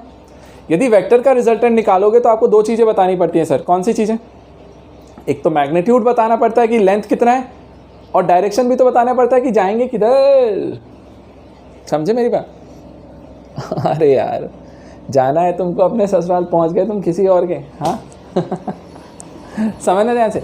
तो डायरेक्शन भी इंपॉर्टेंट है कि किस डायरेक्शन में जाना है, तो भैया पहले डायरेक्शन पूछ लेना कि जाना कहाँ है, नहीं तो पता चले कि किसी और के घर जाकर के जूते खा के आओगे। देखें यहाँ से ध्यान से समझ। तो मैंने लिखा R equal to under root A square plus B square plus 2AB cos theta, ये मेरा मैग्नीट्यूड है, लेंथ है कि कितनी दूर जाना है, ठीक है। अब बात आई डायरेक्शन। देखो डायरेक्शन निकालने का तरीका बहुत सिंपल है, बस समझ के रखिएगा नहीं तो सब कन्फ्यूज़न हो जाएगा। अब देखो डायरेक्शन निकालने के लिए जब हम जाते हैं ना, तो डायरेक्शन कैसे निकालते हैं। अब हम ऐसा बोलते हैं, ये जो वेक्टर है ना बेटा, आपको थीटा दिया हुआ है, हम लोग ये बोलते हैं, मान लीजिए वो A वेक्टर के साथ कितना एंगल बना रहा है, अल्फ़ा, ठीक है। तो हम एंगल किसके साथ डिफाइन कर रहे हैं, A के साथ। अब मैं क्या बोलूँगा, जैसे मान ले बेटा मैंने अल्फ़ा एंगल निकाल लिया कहीं से, मान लो 30 डिग्री आया, तो मैं क्या वैल्यू बताने वाला हूँ कि सर जो रिजल्टेंट है उसका मैग्नीट्यूड 5 है, और वो A के साथ 30 डिग्री पर, A के साथ 30 डिग्री बनाते हुए आपको जाना है इधर। तो मैं यहाँ पर यदि एंगल बता दूंगा कि 30 डिग्री पे 5 डिस्टेंस जाना है, तो पूरा डिफाइन हो जाएगा ना। तो वेक्टर को रिप्रेजेंट करने के लिए मुझे मैग्नीट्यूड और उसका डायरेक्शन चाहिए, तो मैग्नीट्यूड कौन बता रहा था, R, और डायरेक्शन कौन बताएगा, अल्फ़ा। तो बात आती सर ये 10 अल्फ़ा, मतलब ये अल्फ़ा निकालें कैसे, ठीक है। तो अल्फ़ा निकालने के लिए फिर से सोचो, वही दिमाग हमारा बिल्कुल बेसिक वाला। कोई ट्राइंगल दिखता है, है, कौन सा, एक ही तो है इकलौता राइट एंगल ट्राइंगल OMB, अच्छा वाला।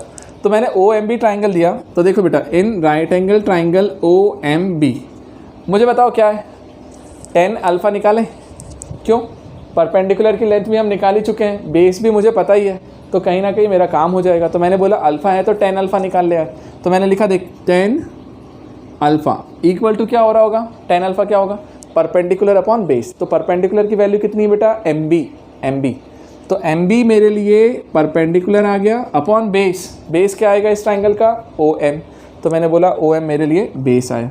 अब जरा MB की वैल्यू बताओ, तो MB को तो अभी MB रहने दो, OM को क्या लिखा था हमने, याद करिए तोड़ के, OA प्लस AM, जरा वैल्यू रखो।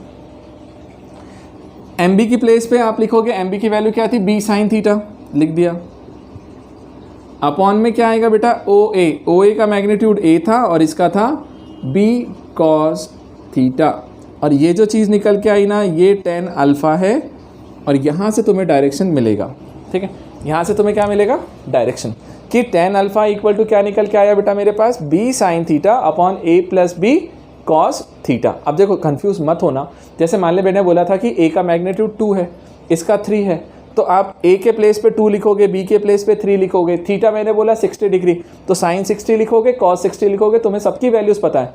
जब उस सबको पूरा सॉल्व करोगे तो आपको एक आंसर मिलेगा ना, मान लीजिए पूरा सॉल्व करने के बाद 1 मिल गया सपोज, तो tan अल्फ़ा की वैल्यू यदि 1 आ गई तो तुम बोलोगे कि tan 1 कब होता था, तो हम बोलेंगे 45 डिग्री पे, तो अल्फ़ा निकल के आ जाएगा 45।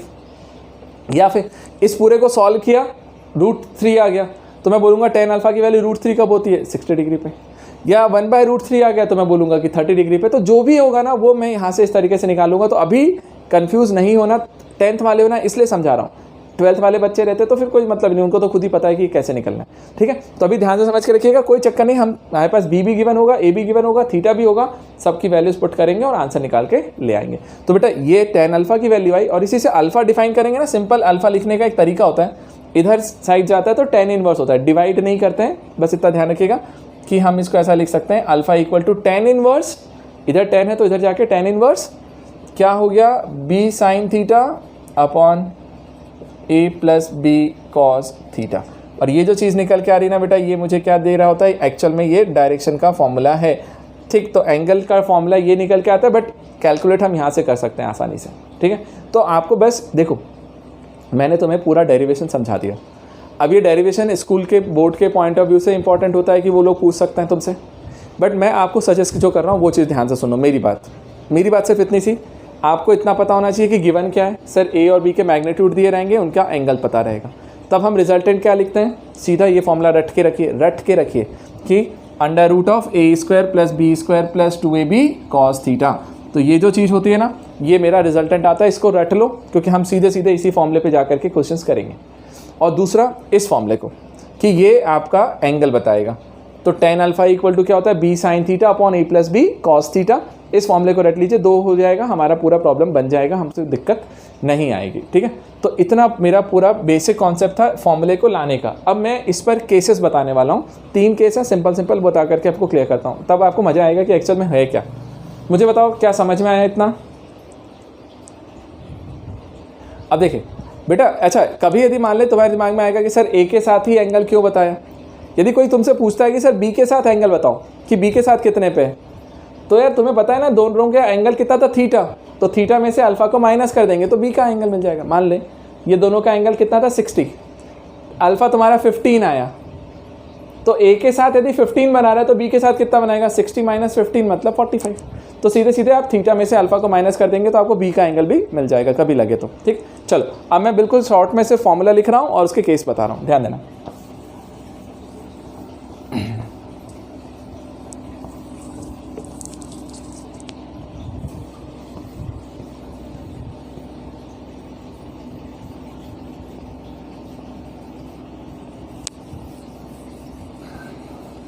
ध्यान देना बेटा, अब ये सब काम का नहीं है, अब मेरे काम का सिर्फ एक फॉर्मूला है, उस फॉर्मूले को लिखूंगा और केसेस बनाऊंगा। ध्यान देना, बस 5-10 मिनट और है ना। देखिए इसका जो रिजल्टेंट आता था ना, रिजल्टेंट को हम निकालने जाते थे तो हमें A का मैग्नीट्यूड पता है, B का पता है, थीटा पता है, तो मैंने बोला रिजल्टेंट की बात करने जाए तो r इक्वल टू होता है under root of A square plus B square plus 2ab cos theta. चलो अब इतना आ गया ना। अब यहाँ पे 3 केसेस देखते हैं हम लोग स्पेशल, बहुत सिंपल है। फर्स्ट केस देख बेटा, केस 1। यार एक चीज़ बताना, आपको पता है कॉस की मैक्सिमम वैल्यू कितनी होती है? 10th में भी पढ़ा है आपने। कॉस थीटा की मैक्सिमम वैल्यू 1 होती है, मिनिमम वैल्यू होती है -1 cos 180 पे, मैंने पढ़ाया था आपको वो जब ट्रिग्नोमेट्री वाले एंगल कन्वर्ट किए थे ना तब। और एक स्पेशल एंगल होता है 90 डिग्री वाला। बस ये 3 केसेस देखने हैं, जरा देखो ध्यान से। पहली बार मैंने बोला, मान लीजिए मैंने थीटा को 1 लिखा, थीटा इक्वल टू 0 किया, 0 डिग्री। अब थीटा इक्वल टू 0 डिग्री यदि लिख रहा हूँ तो इसका मीनिंग समझना। यार ए वाला बी वाला, उनके बीच का एंगल 0 है, तो दोनों के बीच का एंगल 0 कब हो सकता है? जब बेटा मैं बोल रहा हूँ कि एक वेक्टर इधर जा रहा है तो दूसरा वाला जो वेक्टर है वो भी उसी डायरेक्शन में चले।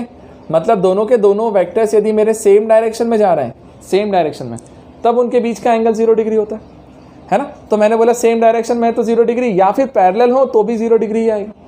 ठीक है, तो या तो ऐसा केस हो सकता है, या फिर ये हो सकता था कि ए वेक्टर इधर है, बी वेक्टर इधर है। तो देखो बेटा, दोनों कंडीशन में ये 2 पॉसिबिलिटी बनती हैं। तो यदि मान लीजिए थीटा 0 0 है, अब जरा सोचो, तुम खुद से सोच लेना, तुम्हें क्लियर हो जाएगा। आप मानो एक फोर्स की बात करते हैं, फोर्स भी तो वेक्टर है। मान ले बेटा किसी बच्चे ने मुझे इधर इस डायरेक्शन में यहाँ से 5 न्यूटन से एक ने फोर्स लगा करके मुझे इधर खींचा, ठीक, तो मैं इधर जाऊँगा। अच्छा, किसी ने क्या किया, 3 न्यूटन से दूसरा बच्चा आया, उसने भी मुझे उधर ही खींचा, मतलब दोनों ने मिल के खींचा। तो मुझे बताओ अब कितने न्यूटन से मैं खिंचा रहा हूँ? 8 न्यूटन। क्यों? क्योंकि दोनों ने सेम डायरेक्शन में खींचा, इधर ही इधर खींचा। अरे पहले ने 5 से खींचा, दूसरे ने 3 से खींचा, तो मैं सीधे निकल जाऊँगा ना 8 से। लेकिन हाँ, उसी में सोचो एक चीज़, यदि मान लो कोई मुझे 5 न्यूटन से इधर खींचता और कोई मुझे 3 न्यूटन से इधर खींचता, तो मैं किधर जाता? जाता तो मैं 5 की तरफ, लेकिन मेरे पर फोर्स कितना लगता? 2 न्यूटन का। क्यों? क्योंकि 5 न्यूटन से ये खींच रहा है तो 3 न्यूटन वाला तो अपोज कर रहा है उसका, तो बचा सिर्फ 2 न्यूटन, और वो किधर लग रहा होगा? 5 के डायरेक्शन में, तो मैं इधर निकल जाऊँगा। समझ में आए? तो हम वही बोल रहे हैं, जब दोनों वेक्टर सेम डायरेक्शन में होते हैं ना, मतलब एक ही डायरेक्शन में फोर्स लगाऊंगा तो सिंपली ऐड होता है, वो यहाँ से निकल के आएगा। कैसे आएगा? देखो, मैंने आर पे लिखा बेटा, फॉर्मूले में वैल्यू रखी, r equal to under root, ये बना a square plus B square plus 2ab cos 0, चलेगा? थीटा को 0 रख दिया। cos 0 की वैल्यू कितनी होती है? +1। cos 0 की वैल्यू +1 है, तो मैंने यहाँ से r की वैल्यू निकाली बेटा, तो r इक्वल टू निकल के आया under root a square plus B square plus 2ab। ठीक, और सुनो, r इक्वल टू, इसको लिख सकते हो क्या? a प्लस बी का होल स्क्वायर, और होल स्क्वायर से रूट कैंसिल, तो रूट कैंसिल हो गया, तो r की वैल्यू कितनी निकल के आई? a प्लस बी, मतलब पहले वाले का मैग्नीट्यूड प्लस दूसरे वाले का मैग्नीट्यूड। मतलब यदि तुम्हें पता हो ना कि दोनों वेक्टर सेम डायरेक्शन में जा रहे हैं, तो सिंपली दोनों को ऐड कर दो, वही हमारा रिजल्टेंट होता है a प्लस बी। तो r वेक्टर इक्वल टू क्या निकल के आ जाएगा? a प्लस बी वेक्टर, मतलब मैग्नीट्यूड, है ना। तो a प्लस बी, और सुनो एक चीज़, क्योंकि हमने cos की वैल्यू 0, cos 0 लिखा है, cos 0 1 होता है, cos की मैक्सिमम वैल्यू 1 है, तो रिजल्टेंट जो आता है ना, ये भी मैक्सिमम आता है। तो मतलब कभी भी कोई बोले ना तुमसे कि रिजल्टेंट की मैक्सिमम वैल्यू कितनी होती है, तो बेटा r की मैक्सिमम वैल्यू हमारे लिए निकल के आई है a प्लस बी, मतलब सिंपल ऐड कर दो बस। ठीक है, तो पहला वाला केस ये था कि जब दोनों वेक्टर सेम डायरेक्शन में जाएंगे तो मैक्सिमम रिजल्टेंट कितना आएगा? a प्लस बी, दोनों को ऐड करके। पहले बताओ मुझे, क्या ये क्लियर हुआ? तो सेकंड वाला केस बताओ। अब आ जाओ बेटा सेकंड वाला केस। अब केस 2, अब केस 2 में क्या करना है भैया? देखो सेकंड वाले केस में क्या करना है। ठीक है। अब केस 2 में जब टाइम मिले तब कर लेना। केस 2 में जाते हैं बेटा। केस 2 में क्या करेंगे? देखो ध्यान से, हमने बोला अब मान लीजिए दोनों वेक्टर अपोजिट है। कैसे? मैंने बोला एक ये वाला है, ए वेक्टर इधर जा रहा है बेटा, बी वेक्टर इधर जा रहा है, ए इधर जा रहा है, बी इधर जा रहा है, तो दोनों के बीच का एंगल कितना होगा? जरा सोचो, अपोजिट जा रहा है, एक इधर एक इधर, तो एंगल यहाँ से मेजर करने जाएंगे तो ये पूरा एंगल होगा ना। तो इनके बीच में एंगल कितना निकल के आया? Theta equal to 180 degree. तो 180 डिग्री का मतलब ये होता है हमेशा जब अपोजिट वेक्टर्स हों, दोनों एक दूसरे के अपोजिट जा रहे हैं। तो उस कंडीशन में जरा सोचो, मैं वैल्यू लिखता हूँ, आर की वैल्यू होती है बेटा under root a square plus B square plus 2ab cos 180, under root a square plus B square. बेटा cos 180 की वैल्यू होती है -1, सब लोग याद रखिएगा। मैंने पढ़ाया था, और जिन्होंने नहीं अटेंड किया था मुझे बोलना, तो मैं तुम्हें लिंक दे दूंगा उस चीज़ की भी। तो ये कितना हो जाएगा बेटा -1, तो ये फॉर्मूला बन के आ रहा होगा -2ab। अब जैसे ये चीज़ बना ना, अब मैं क्या लिखता हूँ जरा देखो, a माइनस बी का होल स्क्वायर है, तो ये r आ गया। तो r की जो वैल्यू निकल के आ रही है ना बेटा यहाँ से, वो कितनी निकल के आई, a माइनस b। अब ज़रा सुनना मेरी बात ध्यान से, क्योंकि cos 180 -1 देता है, cos की मिनिमम वैल्यू है, तो रिजल्टेंट जो निकल के आता है वो भी मेरे लिए मिनिमम आता है। तो यहाँ पे याद रखिएगा कि r की जो वैल्यू है ना वो मिनिमम आई, और उसको हमने क्या लिखा, a माइनस b। तो देखो मैक्सिमम वैल्यू क्या होती है, जब हम दोनों को ऐड करते हैं। मिनिमम क्या होता है, जब दोनों को माइनस करते हैं। अच्छा सुनो एक चीज़, अब एक ट्विस्ट यहाँ पे, क्या सपोज का बेटा a वाला 2 है, a का मैग्नीट्यूड 2 है, b का मैग्नीट्यूड 5 है, तो आंसर निकालोगे तो क्या निकलेगा सर, 2 - 5 मतलब -3। बट तुम निकाल क्या रहे हो, मैग्नीट्यूड। अरे तुमको तो सिर्फ वैल्यू से मतलब है, तुम्हें डायरेक्शन से थोड़ी मतलब है कि किधर जाना है भाई, इधर जाना है इधर जाना है। मुझे तो सिर्फ इससे मतलब है कि मैग्नीट्यूड कितना आ रहा है, तो मैग्नीट्यूड तो 3 है ना। अरे -3 नहीं बोलेंगे हम, उसे मैग्नीट्यूड 3 ही बोलेंगे। तो ज़रूरी नहीं होता ना, देखो a माइनस बी लिख रहा हो तो मुझे पता नहीं है कि a बड़ा है कि b बड़ा है। यदि मान लीजिए a का मैग्नीट्यूड बड़ा है, a 5 होता b 2 होता, तो डिफरेंस निकालते तो 3 आता, तब तो अच्छा है, रिजल्टेंट 3 है, पॉजिटिव है। बट यदि 2 - 5 करेंगे तो -3, तो -3 रिजल्टेंट नहीं, रिजल्टेंट मतलब सिर्फ मैग्नीट्यूड कभी नेगेटिव नहीं होता। इसीलिए क्या करते हैं मालूम बेटा, इस वाले केस में याद रखिएगा हम मॉड लगाते हैं। मॉड का मतलब क्या, यदि मान लो ये 2 है ये 5 है, तो 2 - 5 मतलब -3, तो हम उसके -3 नहीं लिखेंगे, हम उसकी मैग्नीट्यूड लिखेंगे। मैग्नीट्यूड मतलब सिर्फ उसका न्यूमेरिकल वैल्यू, तो हम माइनस को हटा देते हैं, हम बोलते हैं सिर्फ 3।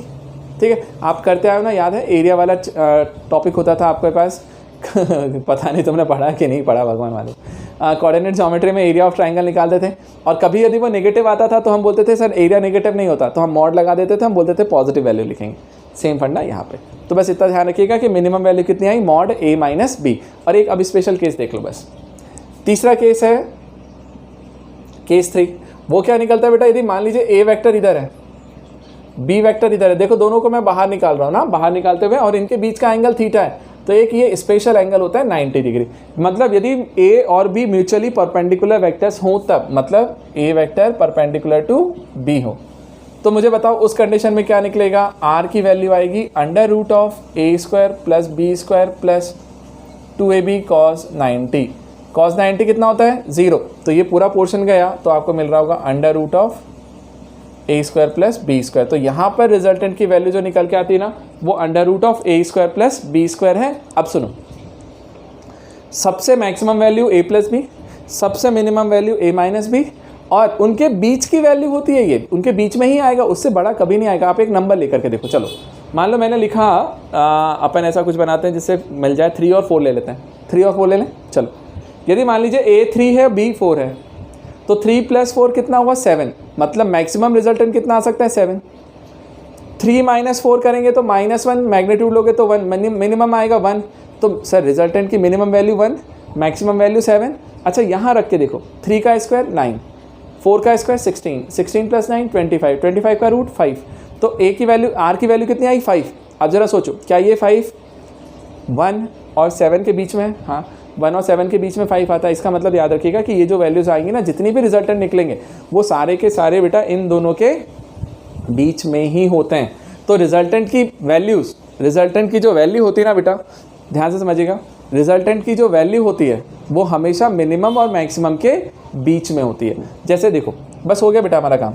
हम यहाँ क्या लिख रहे हैं बेटा कि r जो है, r वो हमेशा क्या आएगा, देखना, is greater than equal to r minimum and less than equal to r maximum. अब मैं समझा देता हूँ एक सेकंड के लिए, सुनो। जैसे आप एग्ज़ाम में पेपर देने के लिए गए, बोर्ड एग्ज़ाम की बात करता हूँ, 100 मार्क्स का पेपर है। अब आपको पता होता है कि सर मिनिमम वैल्यू कितनी आ सकती है आपकी, मिनिमम कितनी होगी 0, मैक्सिमम कितनी होगी 100। तो तुम्हारे जो भी मार्क्स आएंगे ना वो उनके बीच में ही होंगे ना। 110 वगैरह जो है ना, ये सब भावनाएं होती हैं। अरे वो पहले बोला जाता था ना, यार बच्चा तो इतना ब्रिलियंट था कि सर ने ना 100 में से 110 दे दिए। अभी भाई 110 होते ही नहीं है ठीक है, तो ये सिर्फ है ना बोलने की बातें होती हैं, रियल में नहीं होता। तो ध्यान से समझिएगा, यदि आप पेपर देने के लिए गए, आपको मिनिमम मार्क्स 0, मैक्सिमम मार्क्स 100। तो आपका जो मार्क्स आएगा कहाँ आएगा? मिनिमम से मैक्सिमम के बीच में, या तो 0 होगा या 100 होगा या उनके बीच में कहीं घूम रहा होगा। सेम चीज़ ना, रिजल्टेंट की मिनिमम वैल्यू इतनी है, मैक्सिमम वैल्यू इतनी है, तो जो रिजल्टेंट होगा वो मिनिमम मैक्सिमम के बीच में ही भटकेगा ना इधर से, समझ में? तो रिजल्टेंट जो होता है ना बेटा वो मिनिमम और मैक्सिमम के बीच में ही आएगा। मतलब देखो r is greater than equal to r minimum. r minimum मतलब मैं यहाँ वैल्यू लिख देता हूँ magnitude of a minus B, और r मैक्सिमम मतलब लिख देता हूँ a प्लस बी। तो याद रखना बेटा कि रिजल्टेंट की जो वैल्यू होती है ना, रिजल्टेंट की वैल्यू वो a प्लस बी और a माइनस बी के बीच में ही होती है, ठीक है? तो पहले मुझे बता दो क्या ये समझ में आया? तो बस 2 मिनट और लूँगा, 2 मिनट में एक प्रॉब्लम इसके ऊपर समझा देता हूँ और ख़त्म करता हूँ क्लास को। हाँ, मुझे बताओ क्या इतना क्लियर है? यहाँ तक क्लियर है कॉन्सेप्ट? तो बस एक छोटा सा प्रॉब्लम, उसमें भी सॉल्व नहीं करना है, डायरेक्ट बोलूँगा। हो गया? सबको समझ में आ गया? अब देखो बस एक छोटा सा क्वेश्चन हमसे कई बार बोला, यदि मान ले मैंने तुम्हें बोला एक वेक्टर दिया हुआ है, ध्यान से समझना प्रॉब्लम, कि मैंने एक वेक्टर दिया, पहला वाला ए वेक्टर, और इसका मैग्नीट्यूड मैंने बोला 7 है। बी वेक्टर दिया, उसका मैग्नीट्यूड मैंने बोला 5 है। बेटा 2 वेक्टर्स गिवन है ए और बी, उनके मैग्नीट्यूड्स 7 और 5 हैं। आपसे बोला बताओ रिजल्टेंट कितना होगा, और ऑप्शन देता हूँ। पहला ऑप्शन है 0, दूसरा ऑप्शन है आपका 1, तीसरा ऑप्शन है आपका 10, और चौथा ऑप्शन है डी कांट से। मैं नहीं बोल सकता, बता नहीं सकता, ठीक? अब 4 ऑप्शंस ध्यान से। ए का मैग्नीट्यूड 7 है, बी का मैग्नीट्यूड 5 है। अब मैंने आपको बोला कि इनका रिजल्टेंट बताओ। अब रिजल्टेंट बताने के लिए तुम्हें पता है सर कितनी चीज़ें लगती है? 3। ए का मैग्नीट्यूड, बी का मैग्नीट्यूड, उनके बीच का एंगल। बट इस नालायक ने मुझे एंगल नहीं दिया। अब एंगल मुझे बताया नहीं है और मैं बोल रहा है कि रिजल्टेंट बता। एंगल बताया नहीं है, बोल रहा है रिजल्टेंट बता। मुझे बताओ रिजल्टेंट कैसे आएगा, कितना आएगा रिजल्टेंट इसका? सोच सकता है? तो मेरे पास 4 ऑप्शंस भी दिए अच्छे वाले उसने। पहला ऑप्शन दिया 0, दूसरा ऑप्शन दिया 1, तीसरा ऑप्शन दिया 10, चौथा बोला कांट से, मतलब इन्फॉर्मेशन, या फिर इन्फॉर्मेशन इनसफिशिएंट बोल दीजिए ऐसा, ठीक है? तो मुझे बताओ इन चारों में से कौन सा ऑप्शन आपका करेक्ट है? फिर मैं एक्सप्लेन करता हूँ। हाँ, देखना बेटा ध्यान से। अब देखो मैंने तुम्हें चॉइस दिया, तुम सबने मुझे आंसर क्या बताया मालूम? Can't say. गलत है, एक बच्चे ने सही दिया बस। यार कांट से नहीं है, सोचना एक चीज़ यार। ए प्लस बी मैक्सिमम निकाल, रिजल्टेंट कितना आएगा? तो मैंने बोला सर मैक्सिमम जो रिजल्टेंट आ रहा होगा ना वो कितना आ रहा होगा? ए प्लस बी, तो 5 + 7 मतलब कितना आ रहा होगा? 12। तो आर की वैल्यू 12 से छोटी होगी। और मिनिमम कितना आएगा? ए माइनस बी, तो 7 - 5 तो 2, और यदि नेगेटिव भी आता तो mod 2। तो मैं बोलता कि मिनिमम वैल्यू 2 है। तो जो रिजल्टेंट होगा ना, मुझे मालूम है कि रिजल्टेंट की वैल्यू 2 और 12 के बीच में है, 2 और 12 के बीच में है। तो उस कंडीशन में मेरे पास एक ऑप्शन है कि 0 जो है वो मेरे 2 से 12 के बीच में नहीं आता, बी जो है 1 वो भी मेरे इसके बीच में नहीं आता, और सी जो है 10 वो 2 से 10 के बीच में आता है। तो मुझे एंगल नहीं भी मालूम है ना, तो भी मैं इसको आंसर टिक कर सकता हूँ, ठीक है? तो कांट से नहीं बोलना है मुझे बोलना है आंसर 10 आएगा, ठीक है? अब जब मेन प्रॉब्लम आएगा ना एग्जाम में, अभी अपने शीट वगैरह में क्वेश्चंस वगैरह देना स्टार्ट करेंगे, तब आपको क्लियर समझ में आएगा कि एग्जैक्टली करना क्या है। हाँ जी, अब मुझे बता दो फाइनली क्या सारी चीज़ें क्लियर हैं? किसी को कोई डाउट शाउट है तो पूछो।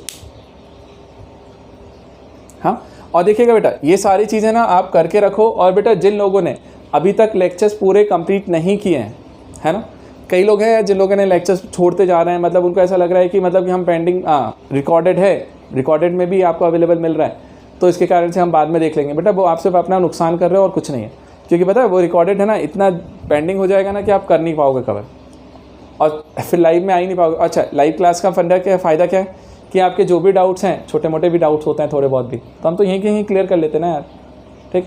तो वो बेनिफिट है। तो ध्यान से देखो, करो, क्वेश्चंस वगैरह लेकर के आओ, करो, ठीक है? और बढ़ते हैं फिर अपन आगे, है ना? तो मुझे बताइए किसी को कोई डाउट शाउट है? शाउट नहीं होता रे, डाउट ही आउट हो है क्या? फाइनली है तो बोलो, नहीं तो ख़त्म करें क्लास। लास्ट टाइम पूछ रहा हूँ, किसी को कुछ पूछना है तो पूछो। काउंटिंग करें? 1 2 10 तक की काउंटिंग थी। 3 4 5 6 7 8 9 10 बाय। चलो बाय बाय, मिलते हैं नेक्स्ट क्लास में। हाँ शाम में मिलते हैं कॉम्प्लेक्स के लिए। बाय बेटा।